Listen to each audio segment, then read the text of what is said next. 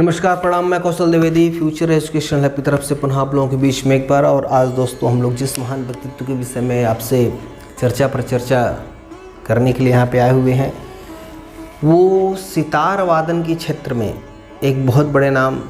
और एक दौर ऐसा था कि जब सितार वादकों में पंडित रविशंकर जी, निखिल बैनर्जी के साथ विलायत खां साहब का नाम चरमोत्कर्ष पे चल रहा था। जी हाँ, आज हम लोग चर्चा करेंगे विलायत अली खां साहब के बारे में। विलायत अली खां साहब जो कि गायकी अंग के सितार वादन के लिए जाने जाते थे। और ये जो मैं बताया हूँ गायकी अंग, इससे रिलेटेड क्वेश्चन पूछ देता है कि विलायत खां किस प्रकार के अंग के साथ वादन किया करते थे। तो गायकी अंग उनका जो मेन शैली उनकी जो थी वो गायकी अंग की थी। गायकी अंग का आशय ये था कि सितार वादन सितार का इस प्रकार से प्रयोग कि मानो कोई व्यक्ति कंठ से उस राग को प्रेजेंट कर रहा है, प्रस्तुत कर रहा है। तो ये शैली उनके सितार की थी, जो कि एक अनूठी शैली थी और उसमें महारत हासिल उनको था।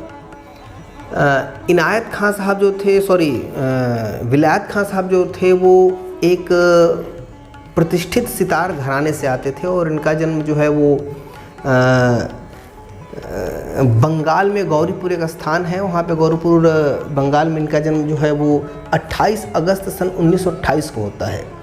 और इनके जो पिता थे उनका नाम था इनायत खां तथा इनके दादाजी इमदाद खां थे। और इमदाद खां और इनायत खां के बारे में मैंने अपने चैनल पे वीडियो बना के डाला हुआ है। इनका जो घराना मुख्य रूप से था वह इटावा घराना के नाम से जाना जाता था। उत्तर प्रदेश में एक स्थान है इटावा, और वहीं से इनका जो घराना था वह आगे की ओर बढ़ा था, निकला हुआ था। इनके जो पूर्वज थे वहीं के रहने वाले थे। और इमदाद खानी घराने के नाम से भी उसको जाना जाता था, और इटावा घराना भी उसका नाम था। कई स्थानों पे इमदाद खां भी इस चीज़ को स्वीकार करते हैं और विलायत खां भी स्वीकार करते हैं कि यह राजपूत वंश से इनका संबंध था। इसलिए इनके पिताजी इनका एक नाम एकनाथ सिंह भी रखा हुआ था। और इसी कारण विलायत खां ने बहुत सारी बंदिशों की रचना नाथ पिया के नाम से भी की हुई थी। तो इनका जो उपनाम था वह नाथ पिया लिखा इन्होंने, और नाथ पिया के नाम से उन्होंने बहुत सारी बंदिशों की रचना भी की।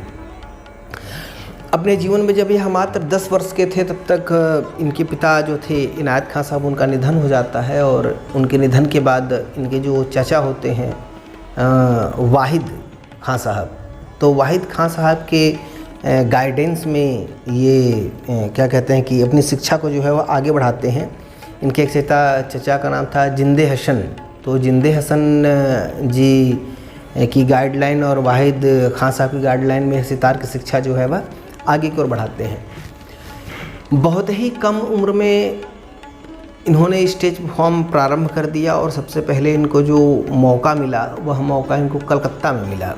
कलकत्ता में बंगाल ऑल इंडिया एसोसिएशन की तरफ से प्रोग्राम चल रहा था, उसमें इनको सितार वादन का अवसर प्राप्त होता है। और यह अहमद जान थिरकवा साहब, जो कि तबले के बहुत बड़े नाम हैं, और अहमद जान थिरकवा साहब के साथ ये संगत करते हैं। और वहाँ पे इनको बहुत ही ज़्यादा अप्रिसिएशन मिलता है। लोग इनकी छोटी उम्र के बाद जब इनकी बड़ी गायकी को देखते हैं, बड़े वादन को देखते हैं, लोग प्रभावित होते हैं और वहाँ से इनका सफ़र जो है आगे की ओर बढ़ जाता है। विलायत खां साहब शायद पहले ऐसे कलाकार थे जो कि आज़ादी के बाद सन 1951 में सबसे पहले इंग्लैंड का दौरा करते हैं। और वहाँ पर जाने के बाद वहाँ के लोगों के बीच में अपनी इस भारतीय शास्त्रीय संगीत की विधा को, सितार वादन की इस विधा को बहुत आगे ले जाते हैं। लोगों का बहुत अप्रिसिएशन मिलता है। इसके बाद विश्व के अलग अलग देशों में समय समय पर जाते रहते हैं, जैसे चीन हो गया, अफ्रीका हो गया, सोवियत संघ हो गया, यूरोप हो गया, दक्षिण अफ्रीका हो गया। इन सब क्षेत्रों में इनका आना जाना जो है वो लगा रहता था। विलायत खां साहब अपनी धुन के बड़े पक्के आदमी थे, और जिस चीज़ को एक बार ठान लेते थे उसके बाद उससे आगे पीछे वो नहीं हुआ करते। इसका सबसे जो एक अजीब सा उदाहरण है वो ये है कि इनको सन 1964 में पद्मश्री के लिए, 1968 में पद्म भूषण के लिए नामित किया जाता है। और यह उस अवार्ड को लेने से मना कर देते हैं। इनको सन 2000 में पद्म विभूषण के लिए भी इनका नाम आता है, लेकिन ये फिर मना कर देते हैं।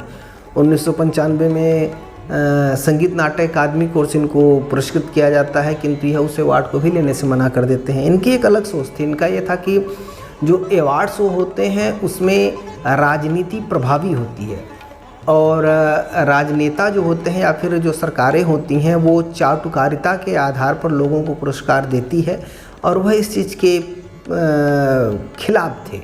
इनका मानना था कि जो ज्यूरी होती है जो यह निर्धारण करती है कि कौन सा अवार्ड किसको दिया जाए, वह संगीत में कितना मर्मज्ञ है। इनका साफ आशय था कि ज्यूरी में वो लोग रहें जो उस विधा को जानने वाले हैं।